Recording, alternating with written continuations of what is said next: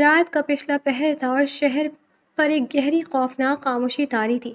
آسمان سے گرنے والی ہلکی بوندا باندی نے سردی میں اضافہ کر دیا تھا، لیکن شہر کے سب سے بڑے اور مہنگے پرائیویٹ ہسپتال کے ایمرجنسی گیٹ پر اس وقت قیامت کا سا منظر تھا۔ سیاہ رنگ کی ایک بھاری بھرکم لینڈ کروزر چیختی ہوئی بریقوں کی آواز کے ساتھ ایمرجنسی کے بالکل سامنے آ کر رکی۔ گاڑی کے رکتے ہی پیچھے آنے والی دو اور گاڑیوں سے سیاہ لباس میں ملبوس مسلح گارڈز بجلی کی تیزی سے باہر نکلے اور انہوں نے ہسپتال کے داخلی راستے کو اپنے حصار میں لے لیا۔ میڈیا کے چند کیمرہ مین اور رپورٹرز جو کسی اور واقعے کی کوریج کے لیے وہاں موجود تھے، اس غیر معمولی پروٹوکول کو دیکھ کر فوراً چوکنے ہو گئے۔ ڈرائیونگ سیٹ کا دروازہ کھلا اور ایک قداور چوڑے شانے والا شخص باہر نکلا۔ یہ حازم خانزادہ تھا، شہر کا وہ نام جس سے بڑے بڑے سیاستدان اور جاگیردار خوف کھاتے تھے۔ اس کی سیاہ آنکھوں میں اس وقت ایسی وحشت اور درندگی ناچ رہی تھی کہ دیکھنے والے کی روح کانپ جائے۔ حازم نے تیزی سے پچھلا دروازہ کھولا اور اپنے مضبوط بازو میں ایک وجود کو اٹھائے باہر نکلا۔ وہ وجود ایک چھوٹی سی نازک سی لڑکی کا تھا جو حازم کے چوڑے سینے میں یوں چھپی ہوئی تھی جیسے کوئی بے جان گڑیا ہو۔ لڑکی کا چہرہ حازم کے سینے میں چھپا تھا اور حازم نے اپنی قیمتی سیاہ جیکٹ اس لڑکی کی گرد سختی سے لپیٹ رکھی تھی تاکہ اس کا کوئی بھی حصہ یا لباس پر کسی غیر کی نظر نہ پڑ سکے۔ لڑکی کا ایک بازو بے جان ہو کر نیچے لٹک رہا تھا جس کی سفید رنگت پر خون اور زخموں کے نیلے نشان صاف نظر آ رہے تھے۔ حازم کی سفید قمیض اس لڑکی کے خون سے سرخ ہو چکی تھی۔ کیمروں کی فلیش لائٹس چمکنے لگی، رپورٹرز کی چہمگیاں شروع ہو گئی۔ یہ حازم خانزادہ ہے نا؟ یہ اس کی باہوں میں کون ہے؟ خون سے لت پت ہے، تصویر لو جلدی، کل کی سب سے بڑی بریکنگ نیوز ہے یہ۔ کوئی نہیں جانتا تھا کہ حازم خانزادہ کے باہوں میں بے سود پڑی وہ لڑکی کوئی اور نہیں زرگل تھی، وہی زرگل جو چند ماہ قبل دو خاندانوں کی دشمنی ختم کرنے کے لیے ونی کی بھیڑ چڑھ کر حازم کی نگاہ میں آئی تھی۔ دنیا کی نظر میں حازم ایک شفاف انسان تھا، لیکن زرگل کے معاملے میں اس نے کبھی اپنی طاقت کا غلط استعمال نہیں کیا تھا۔ وہ اس کے لیے محض ایک ذمہ داری اور اس کی عزت تھی جسے اس نے حویلی کے سب سے محفوظ حصے میں رکھا تھا۔ راستہ چھوڑ دو ورنہ یہی سب کو گولی مار دوں گا۔ حازم کی گرجدار آواز نے کیمرہ مینوں کے قدم وہیں جما دیے۔ اس کے گارڈز نے میڈیا والوں کو دھکے دے کر پیچھے کیا اور حازم ہسپتال کے شیشے کے دروازے توڑتا ہوا اندر داخل ہوا۔ ڈاکٹر کہاں مر گئے سب؟ ڈاکٹر! حازم کی دھاڑ سے ہسپتال کی عمارت گونج اٹھی۔ ریسیپشن پر موجود نرسیں اور وارڈ بوائے اس خونخوار شخص اور اس کے خون سے لت پت لباس کو دیکھ کر سکتے میں آ گئے۔ جلدی اسٹریچر لاؤ، ایک سینئر نرس نے کانپتی ہوئی آواز میں چلا کر کہا۔ دو وارڈ بوائے بھاگتے ہوئے اسٹریچر لے کر آئے۔ حازم نے انتہائی احتیاط سے زرگل کو اسٹریچر پر لٹایا۔ اب ہسپتال کی روشنی میں زرگل کی حالت واضح ہو رہی تھی۔ اس کا معصوم سا چہرہ جو ہمیشہ گلاب کی طرح کھلتا تھا، اب سوجن اور نیلے نشانات سے بھرا ہوا تھا۔ اس کے ہونٹ کٹے ہوئے تھے اور پیشانی سے بہنے والا خون جم چکا تھا۔ حازم کی دی ہوئی جیکٹ تھوڑی سی کھسکی تو اندر اس کے پھٹے ہوئے کپڑے اور بازو پر موجود وحشیانہ تشدد کے نشانات نے وہاں موجود ہر شخص کے رونگٹے کھڑے کر دیے۔ حازم کی عدم موجودگی میں جب وہ کسی اہم کام سے شہر سے باہر تھا، کسی نے اس لڑکی کو اپنی درندگی اور انتقام کا نشانہ بنایا تھا۔ انہوں نے حازم کے غرور کو کچلنے کے لیے اس کی سب سے کمزور رگ پر وار کیا تھا۔ ڈاکٹر سلمان جو ایمرجنسی کے انچارج تھے بھاگتے ہوئے آئے۔ خانزادہ صاحب، یہ…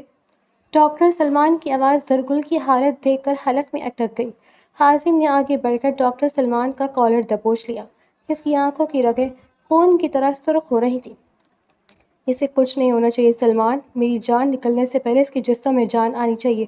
اگر اس لڑکی کی سانس ٹوٹی تو میں قسم کھاتا ہوں اس ہسپتال کو تم سب کے سمیت جلا کر راکھ کر دوں گا۔ حازم کی آواز میں ایک ایسی سرد مہری اور درندگی تھی جو اس کی دھاڑ سے بھی زیادہ خوفناک تھی۔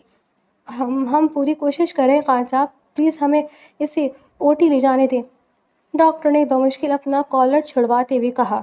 اسٹریچر تیزی سے آپریشن تھیٹر کی طرف دوڑنے لگا۔ حازم ان کے ساتھ ساتھ چل رہا تھا۔ او ٹی کے دروازے پر پہنچ کر نرس نے اسے روک دیا۔ سر، آپ اندر نہیں جا سکتے۔ دروازہ بند ہو گیا اور اوپر لگی سرخ بتی جل اٹھی۔ حازم خانزادہ وہیں دیوار کے ساتھ ٹیک لگا کر فرش پر بیٹھ گیا۔ اس نے اپنے خون سے سنے ہوئے ہاتھوں کو دیکھا۔ یہ زرگل کا خون تھا، وہ حاسم خانزادہ جس نے اپنی پوری زندگی میں اپنے سفید لباس پر کبھی مٹی کا ایک داغ نہیں لگنے دیا تھا، جس کی شکن آلود قمیص دیکھ کر اس کے نوکروں کی جان نکل جاتی تھی۔ آج اس کا پورا وجود خون میں ڈوبا ہوا تھا، اور یہ خون اس کی بیوی کا تھا، وہ لڑکی جسے ونی کے طور پر لا کر اس کی دنیا کی نظروں سے چھپا کر رکھا تھا۔ آج اس کی عزت کو تار تار کر دیا گیا تھا۔ میں نے تجھے ونی میں اس لیے قبول کیا تھا کہ تیرے خاندان کی جان بخشی ہو سکے، زرگل۔ میں نے تجھے اس لیے چھوا تک نہیں تھا کہ تو ابھی ایک اد کھلے ہوئے پھول کی طرح کچی تھی۔ میں تیرا محافظ تھا، اور میں ہی تجھے تنہا چھوڑ گیا۔ حازم کا دل ایک بھیانک کرب سے گزر رہا تھا، اس کی بند مٹھیوں سے خون رسنے لگا تھا۔ اسی وقت راہداری میں بھاری قدموں کی آواز گونجی۔ یہ شیر دل تھا، حازم کا دایاں ہاتھ اور سب سے وفادار ساتھی۔ شیر دل کی حالت بھی خراب تھی، وہ ہانپتا ہوا حازم کے پاس آیا۔ سائیں، شیر دل کی آواز بھاری تھی، حویلی کی سیکیورٹی بریچ ہوئی تھی، پچھلے حصے کے 4 گارڈز کو زہر دے کر مارا گیا ہے۔ دشمنوں کو معلوم تھا کہ آپ شہر میں نہیں ہیں، اور بی بی جی حویلی کے اس حصے میں اکیلی ہوتی ہیں۔ حازم نے سر اٹھا کر شیر دل کو دیکھا، اس کی آنکھوں میں اب کوئی دکھ نہیں تھا، صرف موت کا پروانہ لکھا تھا۔ وہ آہستہ سے کھڑا ہوا۔ کون تھے وہ؟ حازم کے لہجے کی برف باری نے شیر دل کو بھی ایک پل کے لیے لرزا دیا۔ سکندر شاہ کے بندے تھے، ہم نے ایک کو زندہ پکڑ لیا، وہ تہہ خانے میں آپ کا انتظار کر رہا ہے۔ شیر نے نظریں جھکا کر جواب دیا، اس سے کہنا کہ موت مانگنے پر تم اسے دینا مت۔ حازم نے اپنے خون آلود ہاتھوں کو رومال سے رگڑتے ہوئے کہا، میر زرگل کے جسم پر جتنے زخم ہیں، سکندر شاہ کے خاندان کے ہر فرد کے جسم پر میں اس سے دگنے زخم دوں گا۔ میری غیر موجودگی میں انہوں نے میری عزت پر ہاتھ ڈالا ہے، اب حازم خانزادہ کی نسلوں کو عبرت کا نشانہ بنائے گا۔ جی سائیں، لیکن بی بی جی۔ شیر نے اوٹی کے بند دروازے کی طرف دیکھا۔ ان کے جسم پر تشدد، درندگی کی انتہا کر دی ان کتوں نے۔ حازم نے آنکھیں بند کر لی۔ زرگل کا وہ معصوم چہرہ جو ہمیشہ اسے دیکھ کر خوف سے پیلا پڑ جاتا تھا، آج اسی چہرے کو خون میں لت پت دیکھ کر حازم کے اندر ایک ایسا جانور جاگا جس سے اب خون کے سوا کچھ سکون نہیں دے سکتا تھا۔ وہ تو اس کی بیوی تھی، اس کے نکاح میں تھی، چاہے بنی ہو کر آئی ہو، مگر حازم کے نام سے جڑی تھی۔ اس نام پر داغ لگانے والی کو وہ زمین کے اندر بھی نکال لانے کی طاقت رکھتا تھا۔ تقریباً 2 گھنٹے کا طویل اور اذیت ناک وقت گزر گیا۔ ہسپتال کی راہداری میں موت جیسی خاموشی تھی جس سے صرف حازم کے گارڈز کے بوٹوں کی آہٹ توڑتی تھی۔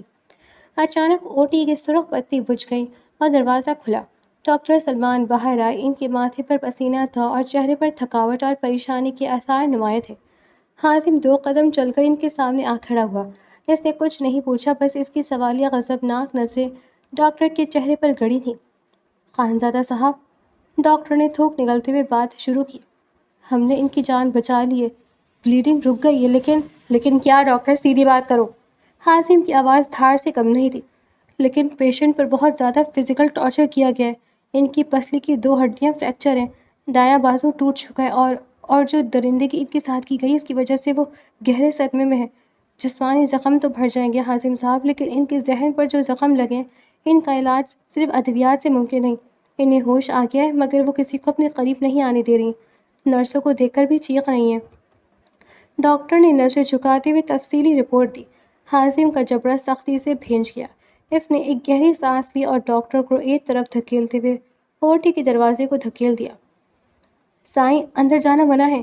شیر دل نے روکنے کی کوشش کی، لیکن حازم کے قدم نہیں رکے۔ وہ ریکوری روم میں داخل ہوا۔ کمرے میں ادویات اور خون کی بو پھیلی ہوئی تھی۔ بیڈ پر زرگل لیٹی ہوئی تھی، اس کے جسم پر ہسپتال کا مخصوص لباس تھا، لیکن اس کے گرد ڈھیر ساری پٹیاں بندھی تھیں۔ اس کی آنکھیں کھلی تھیں، مگر ان میں زندگی کی کوئی رمق نہیں تھی۔ وہ چھت کو گھور رہی تھی۔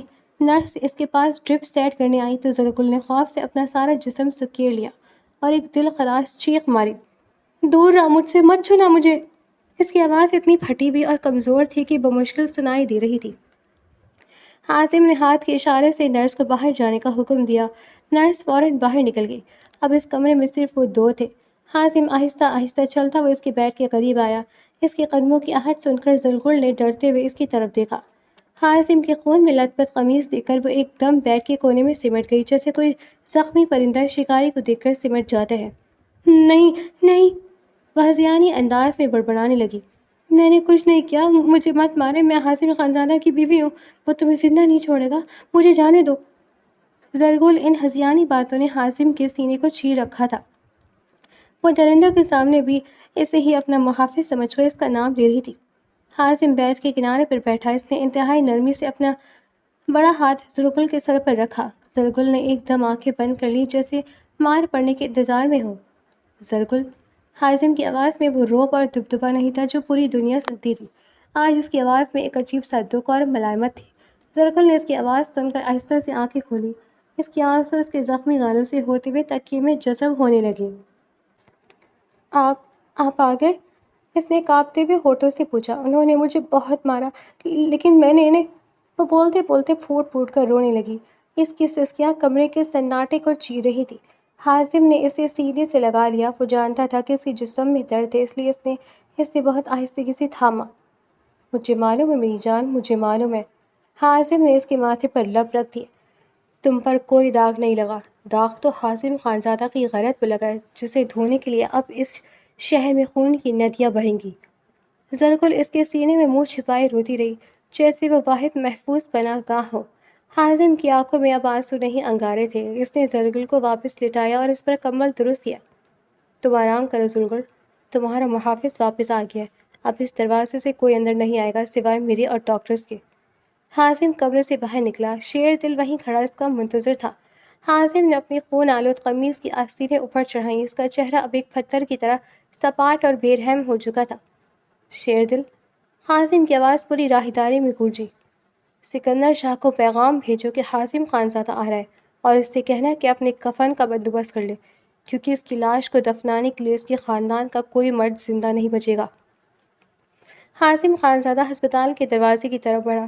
باہر بارش تیز ہو چکی تھی، لیکن اس کے اندر جو آگ لگی تھی اسے بجھانے کے لیے یہ بارش ناکافی تھی۔ اب شہر کا مقدر خون اور صرف خون تھا۔ ہسپتال سے 2 دن بعد حازم خانزادہ حویلی لوٹا تھا۔ ان 48 گھنٹوں میں اس نے ایک لمحے کے لیے بھی پلک نہیں جھپکی تھی۔ اس کی سرخ خون آشام آنکھیں، بکھرے ہوئے بال اور چہرے پر پھیلی تھکاوٹ اس کے اندر چلنے والے طوفان کی غمازی کر رہے تھے۔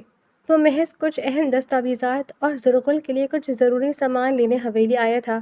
حویلی میں داخل ہوتے اسے محسوس ہوا جیسے یہاں کی ہوائیں بھی اس سے سوال کر رہی ہوں۔ حویلی کے وسیع اور سرد دالان میں اس کی موریں اپنے مخصوص شاہانہ اور روایتی انداز میں تخت پر برجمان تھیں۔ ان کے ہاتھ میں موجود تسبیح کے دانے تیزی سے گردش کر رہے تھے، اور ان کے چہرے پر ایک ایسی سختی تھی جو کسی بڑے طوفان کا پیش خیمہ معلوم ہوتی تھی۔ حازم نے ان کی طرف دیکھا۔ وہ جانتا تھا کہ مورے کے پاس اس کے لیے ہمدردی کے 2 بول نہیں ہوں گے، مگر وہ جس طوفان کا سامنا کرنے والا تھا اس سے بھی اندازہ نہیں تھا۔ آ گئے تم؟ مورے کے پار دار اور سرد آواز دالان میں گونجی۔ حازم کے قدم وہیں رک گئے۔ اس نے ادب سے سر جھکایا۔ جی مورے، کچھ ضروری کام تھا، بس ابھی واپس ہسپتال نکلنا ہے۔ حازم کی آواز بھاری اور تھکن سے چور تھی۔ اب اس ہسپتال میں تمہارا کوئی کام نہیں ہے حازم خانزادہ، مورے نے تسبیح تخت پر پٹکتے ہوئے کہا۔ ان کی آواز میں چھپی حقارت نے حازم کو چونکا دیا۔ اس نے نظریں ہٹا کر اپنی ماں کو دیکھا۔ مورے، آپ جانتی ہیں زرگل کی حالت، میں سب جانتی ہوں، مورے نے اس کی بات کاٹتے ہوئے کڑکدار لہجے میں کہا۔ میں یہ بھی جانتی ہوں کہ پچھلے 2 دن سے پورے شہر میں، میڈیا میں اور ہماری برادری میں حازم خانزادہ کی پگڑی کیسے اچھالی جا رہی ہے۔ لوگ باتیں بنا رہے کہ خانزادوں کی حویلی کی دیواریں اتنی کمزور ہو گئیں کہ دشمن گھر میں گھس کر ان کی عزت کو روند گئے۔ حازم کی مٹھیاں سختی سے بھینج گئی۔ اس کی رگوں میں خون کھولنے لگا۔ جن کتوں نے بھونکنا ہے بھونکنے دے مورے، حازم خانزادہ ان سب کی زبانیں کھینچ لے گا۔ اور رہی بات حویلی کی دیواروں کی، تو جن غداروں نے دروازے کھولے تھے ان کی لاشیں حویلی کے پچھواڑے میں لٹک رہی ہیں۔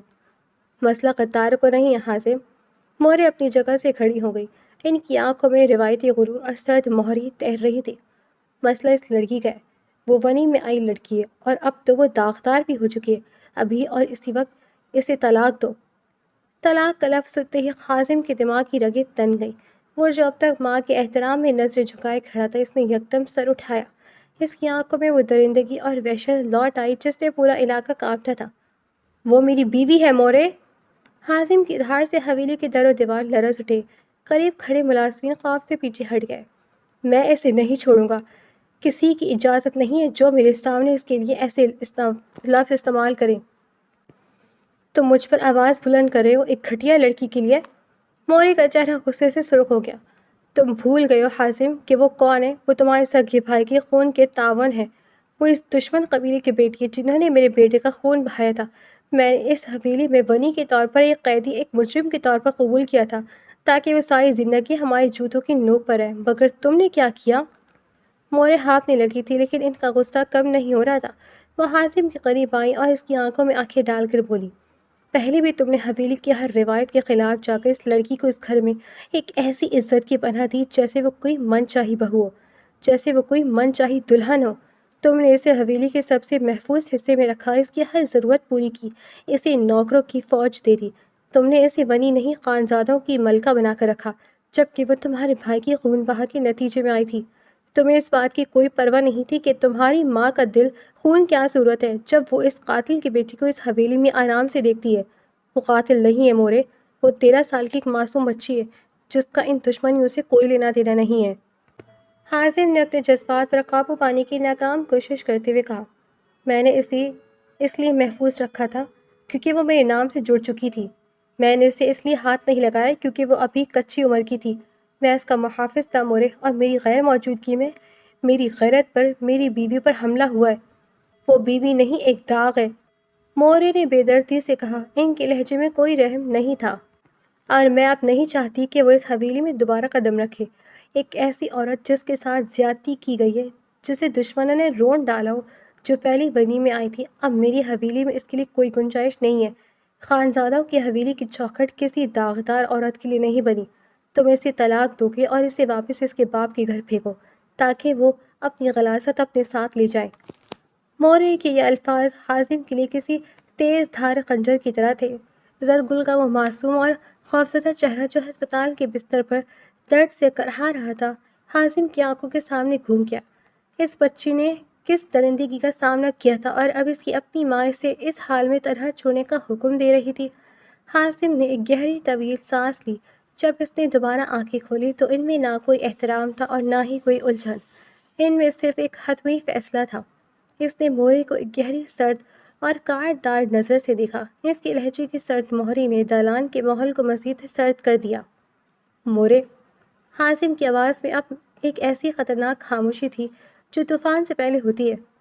اگر آپ یہ چاہتی ہیں کہ زرگل یہاں پر دوبارہ قدم نہ رکھے تو میں ایسا ہی کروں گا۔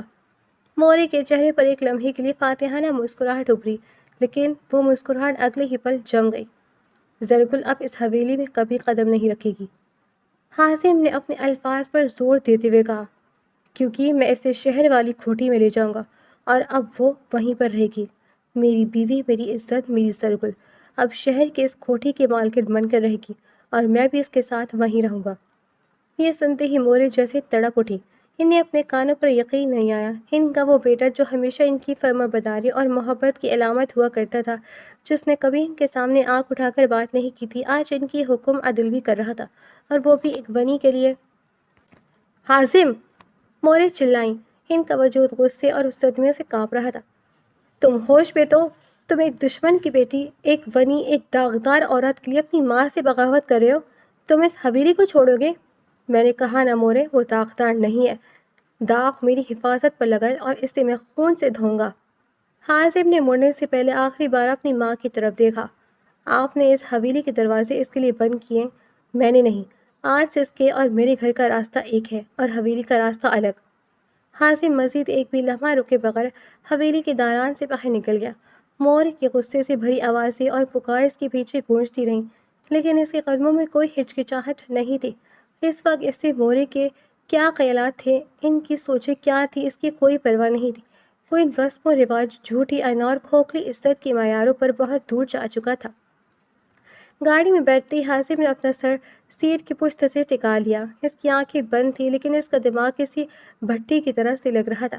موری کی باتیں اسے تکلیف نہیں دے رہی تھی کیونکہ اس کا دل و دماغ تو کسی اور ہی آگ میں جل رہا تھا۔ وہ اپنی ہی سوچوں میں گھرا ہوا تھا اور ایک اذیت ناک الجھن کا شکار تھا۔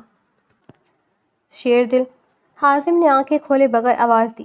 فرنٹ سیٹ پر بیٹھا اس کا وفادار محافظ فوراً متوجہ ہوا۔ جی سائیں، سکندر شاہ کا کچھ پتہ چلا؟ حازم کے لہجے میں وہ وحشت واپس لوٹ آئی تھی جو اس کی پہچان تھی۔ 2 دن گزر چکے تھے لیکن ابھی تک سکندر شاہ سے اس کا سامنا نہیں ہو سکا تھا۔ حازم کا انگ انگ اس کی انتقام کی آگ میں جل رہا تھا۔ وہ چاہتا تھا کہ جلد از جلد زرگل کے مجرموں کو کیفر کردار تک پہنچا کر سکون کی سانس لے سکے، اس سے پہلے کہ وہ پاگل ہو جائے۔ شیر دل نے دھوت نکلتے ہوئے جواب دیا، سائیں، سکندر شاہ کے بندوں سے جو اگلوانا تھا اگلوا لیا، لیکن سکندر کو تو جیسے زمین کھا گئی یا آسمان نکل گئے، وہ شہر میں نہیں ہے۔ حازم نے جھٹکے سے آنکھیں کھولی اور سیدھا ہو کر بیٹھا۔ کیا مطلب ہے شہر میں نہیں ہے؟ وہ کہاں چھپ سکتا ہے میری نظروں سے؟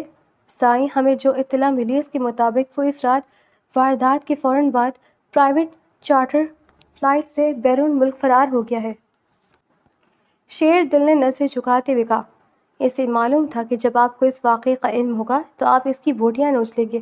وہ ڈر کے مارے ملک چھوڑ گیا ہے، اور وہ کس ملک گیا ہے اور کب واپس آئے گا فی الحال کچھ معلوم نہیں ہو سکا۔ ہمارے بندے اس کے تمام ٹھکانوں کی نگرانی کر رہے ہیں۔ یہ سنتے ہی حازم نے ایک زوردار مکہ گاڑی کی سیٹ پر مارا۔ اس کی آنکھوں میں بے بسی اور غصے کی ایسی شدت تھی کہ شیر دل بھی لرز گیا۔ فرار ہو گیا بزدل کتا! حازم کی دھاڑ گاڑی کے بند شیشوں میں گونجی۔ وہ میری غیر موجودگی میں میری عورت پر ہاتھ ڈال کر فرار ہو گیا۔ وہ کیا سمجھتا ہے ملک چھوڑ کر وہ حازم خانزادہ کے قہر سے بچ جائے گا؟ حازم زور زور سے سانس لے رہا تھا۔ اس وقت حازم کے پاس ہاتھ پر ہاتھ رکھ کر بیٹھنے رہنے کے علاوہ اور کوئی چارہ نہیں تھا۔ سکندر شاہ کی غیر موجودگی نے اس کی انتقام کی آگ کو ٹھنڈا کرنے کے بجائے مزید بھڑکا دیا تھا۔ اسے ڈھونڈو شیر دل، حازم نے دانت پیستے ہوئے حکم دیا۔ چاہے وہ دنیا کے کسی بھی کونے میں جا چھپے، اسے زمین کے پاتال سے بھی کھینچ کر نکالنا پڑا تو نکالو۔ اس کی خاندان کا جو فرد یہاں موجود ہے سب پر نظر رکھو۔ وہ واپس آئے گا، اسے واپس آنا پڑے گا۔ میں اس کا وہ انجام کروں گا کہ آئندہ اس علاقے کا کوئی شخص کسی عورت کی طرف آنکھ اٹھانے سے پہلے 1000 بار سوچے گا۔ گاڑی تیزی سے ہسپتال کی طرف دوڑ رہی تھی۔ حازم نے کھڑکی سے باہر دیکھا۔ شہر کی سڑکیں پرسکون تھیں، مگر اس کے اندر ایک لاوا پک رہا تھا۔ ایک طرف ہسپتال کے بستر پر پڑی وہ 13 سالہ بچی تھی جو اس کی حفاظت میں ہونے کے باوجود درندگی کا نشانہ شکار ہوئی۔ دوسری طرف اس کی ماں کی نفرت اور حویلی کی روایت تھی جو اس بچی کو قبول کرنے سے انکاری تھی، اور تیسری طرف وہ دشمن تھا جو وار کر کے چھپ گیا تھا۔ میں آ رہا ہوں زرگل، حازم نے دل ہی دل میں عہد کیا۔ میں تمہیں تنہا نہیں چھوڑوں گا۔ یہ دنیا تمہارے خلاف ہو جائے تو میں اس دنیا سے لڑ جاؤں گا، اور تمہارے مجرم چاہے وہ آسمان پر جا چھپے میں انہیں وہاں سے بھی گھسیٹ لاؤں گا۔ یہ حازم خانزادہ کا تم سے وعدہ ہے۔ گاڑی ایک بار پھر ہسپتال کے ایمرجنسی گیٹ کی طرف مڑ گئی جہاں اس کی زخمی آدھ کھلے پھول جیسی بیوی اس کے انتظار میں تھی۔ ہسپتال سے نکل کر زرگل کو شہر والی کھوٹی میں آئے 1 ہفتہ بیت چکا تھا۔ اس عالیشان کھوٹی کو حازم خانزادہ نے ایک مضبوط قلعے میں تبدیل کر دیا تھا۔ چاروں طرف پہرے داروں کی فوج کھڑی تھی اور کسی بھی غیر متعلقہ شخص کا اندر آنا تو درکنار پرندہ بھی پر نہیں مار سکتا تھا۔ ان 7 دنوں میں کھوٹی کے ملازمین نے ایک نیا ہی حازم خانزادہ دیکھا تھا۔ وہ شخص جس کی ایک گرج سے بڑے بڑے جاگیردار کانپ اٹھتے تھے، جس کی وحشت کے قصے پورے علاقے میں مشہور تھے، وہ اب اپنی 13 سالہ زخمی بیوی کے سرہانے ایک نرم دل محافظ بن کر بیٹھا رہتا تھا۔ زرگل کے جسم کے زخم تو بھر رہے تھے لیکن اس کی روح پر لگے گھاؤ ابھی بھی اسے راتوں کو سونے نہیں دیتے تھے۔ ایک دوپہر حازم اپنے ہاتھوں سے زرگل کو سوپ پلا رہا تھا۔ زرگل کا زرد اور کمزور چہرہ تکیے میں دھنسا ہوا تھا، اور اس کی بڑی بڑی معصوم آنکھوں میں اب بھی ایک نامعلوم سا خوف رقصاں ہوتا رہتا تھا۔ حازم نے چمچ اس کے لبوں سے قریب کیا تو اچانک زرگل کا دھیان کسی اور کی طرف چلا گیا۔ اس کی نظریں کھڑکی سے باہر تیز ہوا سے ہلتے درختوں پر جم گئی، اور اس سے اچانک وہ کالی رات اور وہ درندے یاد آ گئے۔ اس کے ہاتھ پاؤں یکدم کانپنے لگے۔ اس نے حازم کا ہاتھ جھٹک دیا جس سے سوپ کی پیالی بیڈ کی چادر پر گر گئی۔ نہیں، مجھے چھوڑ دو، خدا نہ مجھے مت مارو۔ زرگل نے اپنے دونوں ہاتھ چہرے پر رکھ لیے اور پھوٹ پھوٹ کر رونے لگی۔ اس کی سسیاں اتنی دلخراش تھی کہ حازم کا دل کسی نے مٹھی میں لے کر سختی سے دبوچ لیا ہو۔ حازم نے پیالی سائڈ ٹیبل پر رکھی اور فوراً آگے بڑھ کر اس کے کانپتے وجود کو اپنے چوڑے سینے میں بھیج لیا۔ زرگل، میری جان، پرسکون ہو جاؤ، میں ہوں یہاں۔ حازم ہے تمہارے پاس، کوئی نہیں ہے یہاں۔ حازم کی آواز میں ایک عجیب سی تڑپ تھی۔ زرگل اس کی قمیض کو اپنی چھوٹی چھوٹی مٹھیوں میں جکڑے ہذیانی کیفیت میں روتی رہی۔ انہوں نے مجھے بہت مارا حازم، میں چیختی رہی کہ میں حازم خانزادہ کی بیوی ہوں، لیکن وہ ہنستے رہے۔ میں مر جانا چاہتی ہوں، مجھے وہ رات سونے نہیں دیتی۔ حازم نے آنکھیں بند کر لی، اس کی اپنی سانسیں بھاری ہو رہی تھی۔ اس نے زرگل کے ماتھے پر اپنے لب رکھ دیا اور اسے تب تک خود سے لگائے رکھا جب تک کہ وہ روتے روتے نڈھال ہو کر سو نہیں گئی۔ اسے بیڈ پر لٹانے کے بعد حازم کمرے کی کھڑکی کے پاس آ کر کھڑا ہو گیا۔ اس کی سرخ آنکھوں میں انتقام کی آنکھ بھڑک رہی تھی۔ وہ اپنی بند مٹھیوں کو اتنی سختی سے بھینچ رہا تھا کہ اس کے ناخن ہتھیلیوں پر گڑ گئے تھے۔ سکندر شاہ، تو نے میری معصوم بچی کو جو اذیت دی ہے، میں 3 نسلیں مٹا کر بھی اس کا حساب برابر نہیں کر پاؤں گا۔ حازم دل دل میں دھاڑا۔ اسے ابھی تک یقین تھا کہ یہ سب سکندر شاہ کی کارستانی ہے۔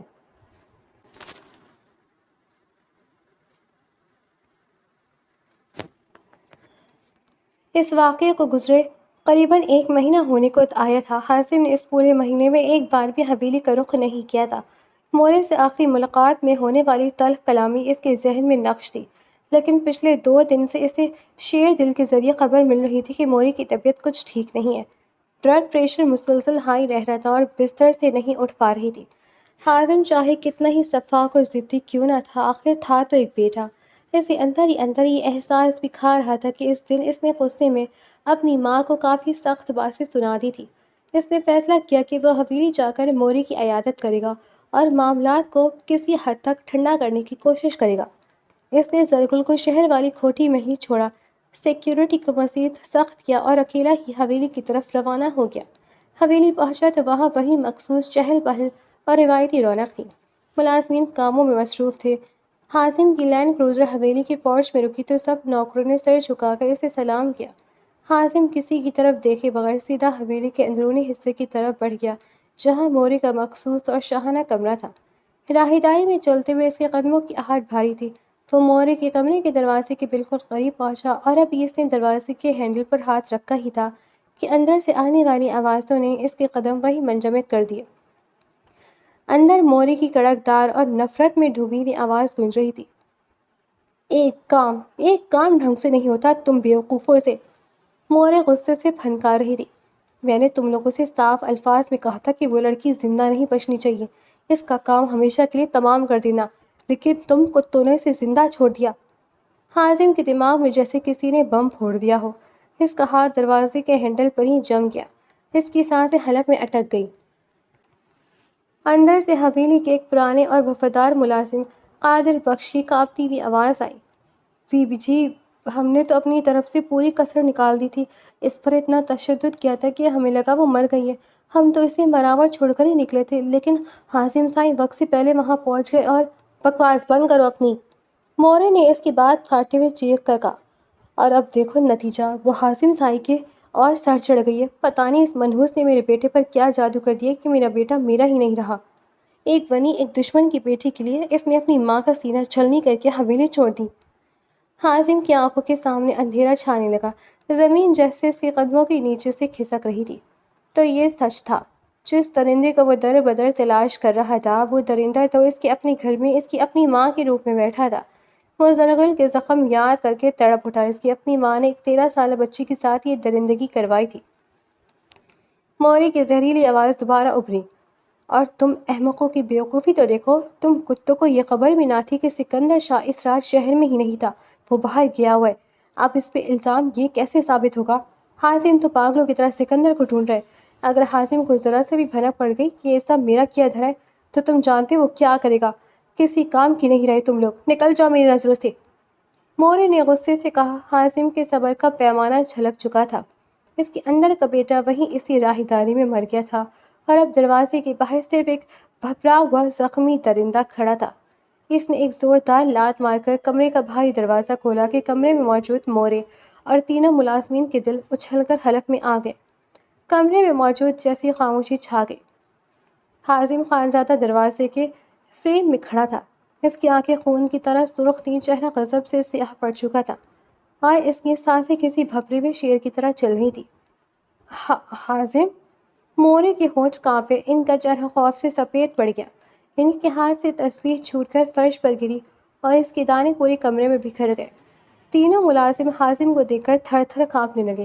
حازم آہستہ آہستہ چلتا ہوا کمرے کے عین وسط میں آیا۔ وہ مورے کو ایسے دیکھ رہا تھا جیسے وہ کوئی اجنبی ہو، کوئی نہایت ہی گھناؤنی ہستی ہو۔ تو یہ سچ ہے؟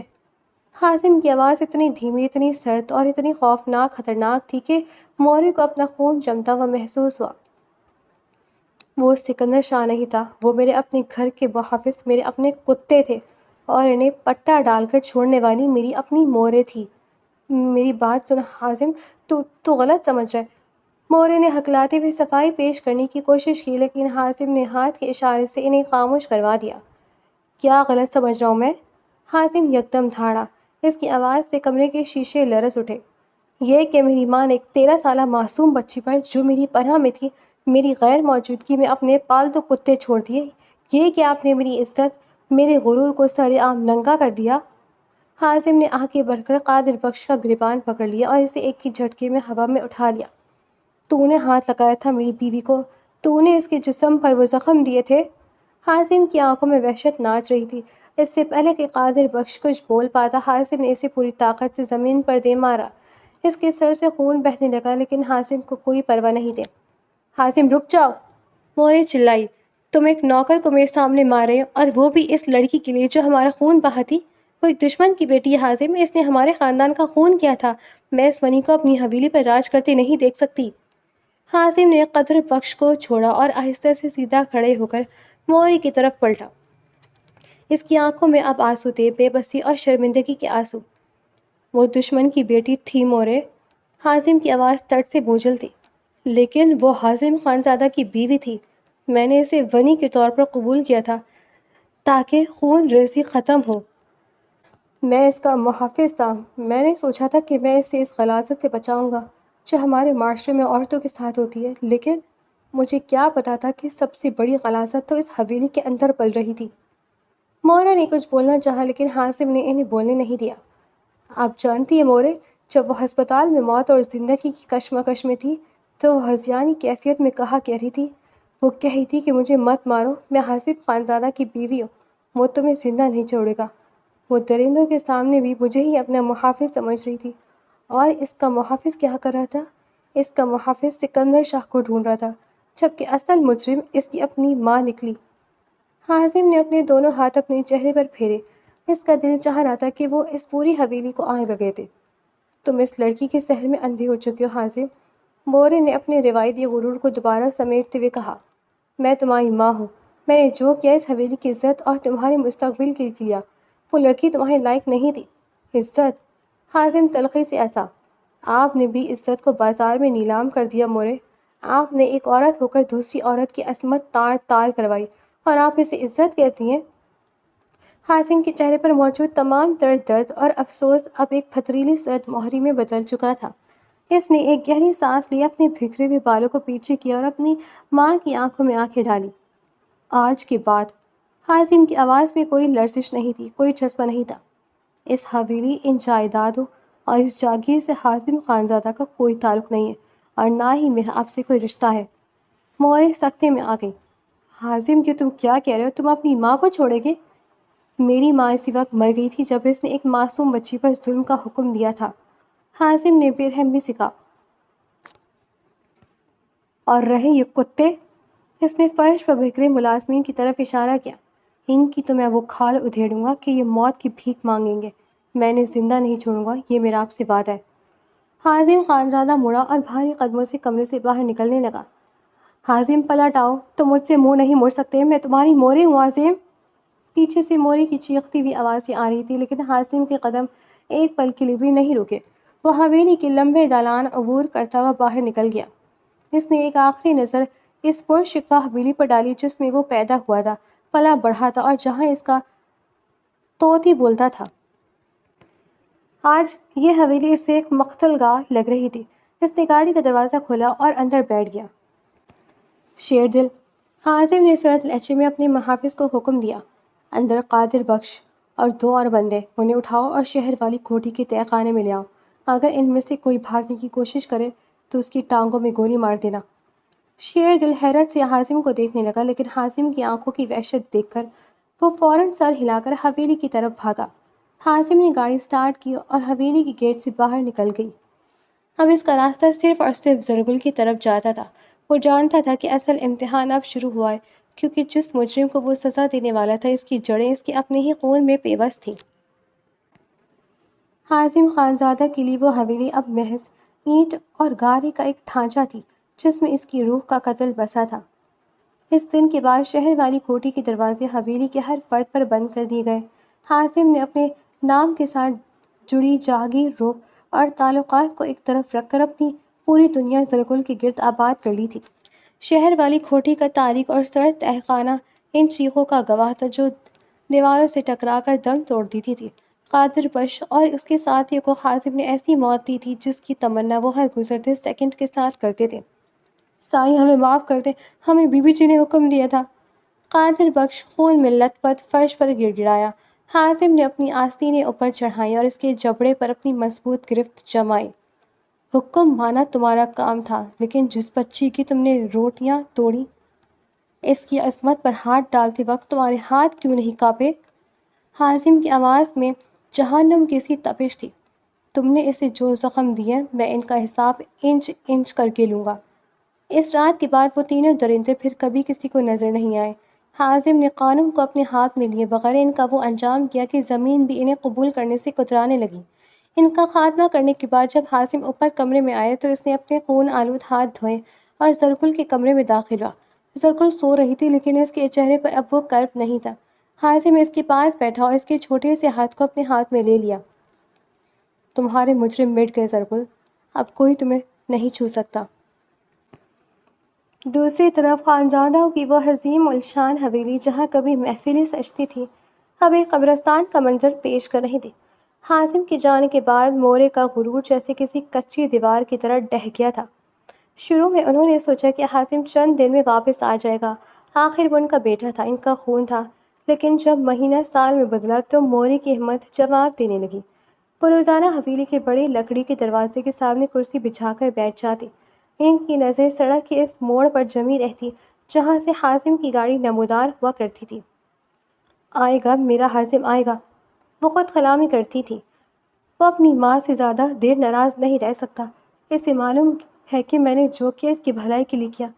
لیکن حازم نہیں آیا۔ حویلی کے ملازمین ان کی حالت دیکھ کر ڈرنے لگے تھے۔ مورے جو کبھی اپنی ایک نظر سے سب کو خاموش کرا دی تھی اب انتہائی میں دیواروں سے باتیں کرتی تھی۔ تم دیکھ رہی ہو نا؟ وہ غالی دیوار کی طرف اشارہ کرتے ہنستی۔ وہ زرگل، وہ چڑیل اسے لے گئی۔ اس نے میرے بیٹے پر جادو کر دیا ہے، لیکن میں حازم کی ماں ہوں، میں اسے واپس لاؤں گی۔ آہستہ آہستہ ان کا دماغ یادوں کے بوجھ تلے دبنے لگا۔ وہ اپنے حواس کھونے لگی تھی۔ کبھی وہ زرگل کے نام پر چیختی تو کبھی حازم کو پکارتے پکارتے حویلی کے دالان میں دیوانہ وار دوڑتی۔ تنہائی ان کے اندر کے زہر کو اب ان کے اپنے ہی خلاف استعمال کر رہی تھی۔ وہ نیم پاگل ہو چکی تھی۔ جس بیٹے کی محبت میں انہوں نے ظلم کیا، اسی بیٹے کی جدائی ان کی سب سے بڑی سزا بن گئی تھی۔ کئی ماہ گزر گئے۔ شہر والی کوٹھی اب ایک گھر بن چکی تھی۔ زرگل کے زخم بھر چکے تھے اور حازم کی بے لوث محبت اور توجہ نے اس کے ذہن سے ان سیاہ یادوں کے سائے دھندلا دیے تھے۔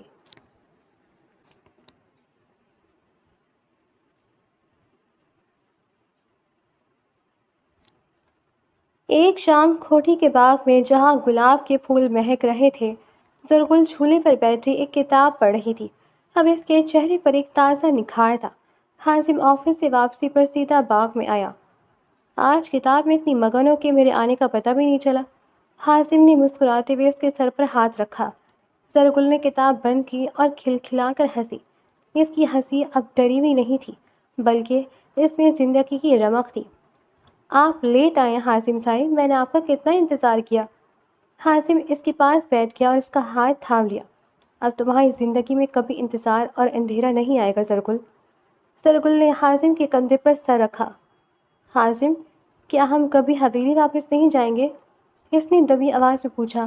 حازم کی آنکھوں میں ایک لمحے کے لیے پرانی یادیں لہرائیں، لیکن اس نے فوراً اپنا لہجہ نارمل کر لیا۔ وہ حویلی اب ماضی کا حصہ ہے زرگل۔ جہاں تمہاری مسکراہٹ سلامت نہ ہو وہ جگہ میری حویلی نہیں، قید خانہ ہے۔ ہم یہاں خوش ہیں اپنی اس چھوٹی سی دنیا میں۔ زرگل نے گہری سانس لی۔ آپ نے میرے لیے بہت کچھ چھوڑ دیا ہے نا؟ حاسم نے اس کی تھوڑی تھام کر اسے اپنی طرف متوجہ کیا۔ میں نے کچھ نہیں چھوڑا زرغل، بلکہ میں نے سب کچھ پا لیا۔